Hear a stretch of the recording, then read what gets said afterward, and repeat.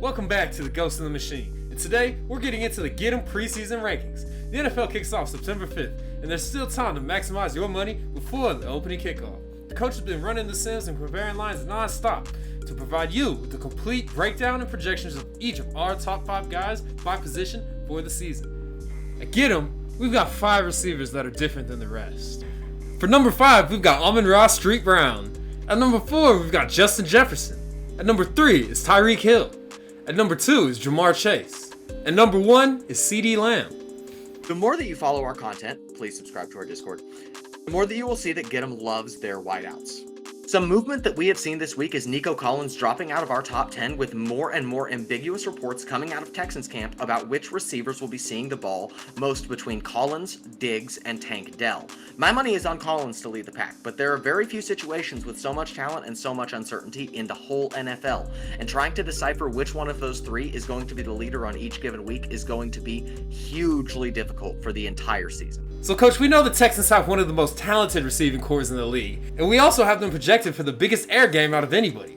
So do you think we can see an inverse of our expectations with the ball being thrown to a committee rather than a top dog emerging? Yes, and the Get 'em projection system is looking more and more like that is going to be our expected outcome. Nico started in the top 10, but reports coming out about Tank Dell specifically from camp and how good he has looked are going to bring all 3 receivers closer together in the rankings and keep one from separating above the other 2.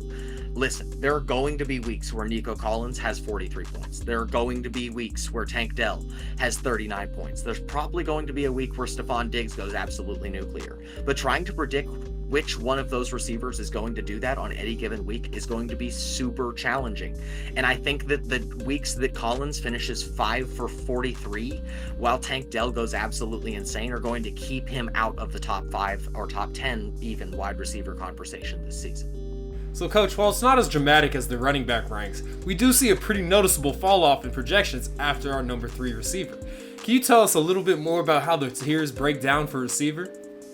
Absolutely. There is a top tier this year of CeeDee Lamb, Jamar Chase, and Tyreek Hill, with a higher point total expectation by quite a bit than anybody else at the position. I will say that the second tier of receiver is substantially larger and goes from Justin Jefferson, who we currently have as wide receiver 4, all the way down to basically Nico Collins at wide receiver 18, as guys that I totally would be comfortable with taking in the first 2 or maybe the beginning of the 3rd round of drafts, depending on who it is. The tier gap is big at wide receiver, but there is just more depth at this position than there is basically any other position in fantasy football right now. And if you're really trying to leave with 2 or even 3 elite wide receivers, you have a pretty good chance of doing so depending on where you're selecting in your draft.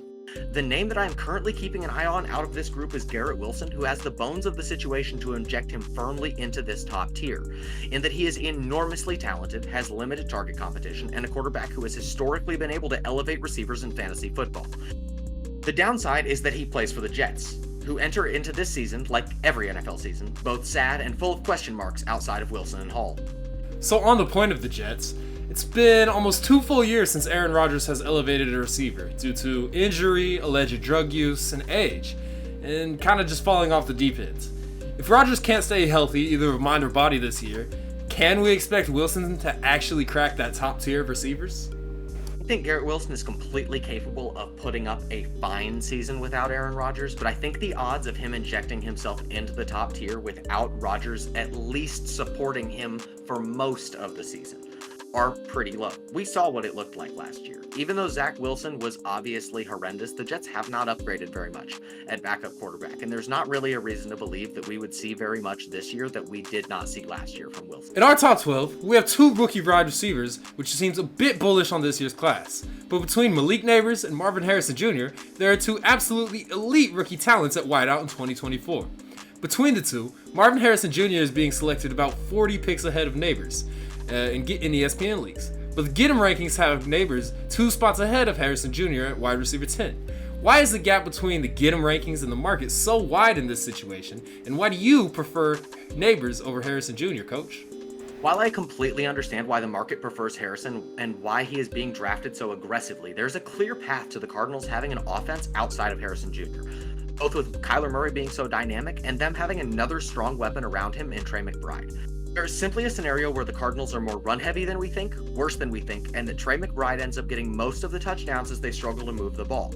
The Giants will surely be dreadful, and they have one of the lowest touchdown expectations in the Get 'em model for this season. The offense will literally have to flow through Neighbors on a weekly basis. The other weapons around him at the top end of the depth chart include Wan'Dale Robinson, Darius Slayton, Jalen Hyatt, Devin Singletary, and Daniel Bellinger.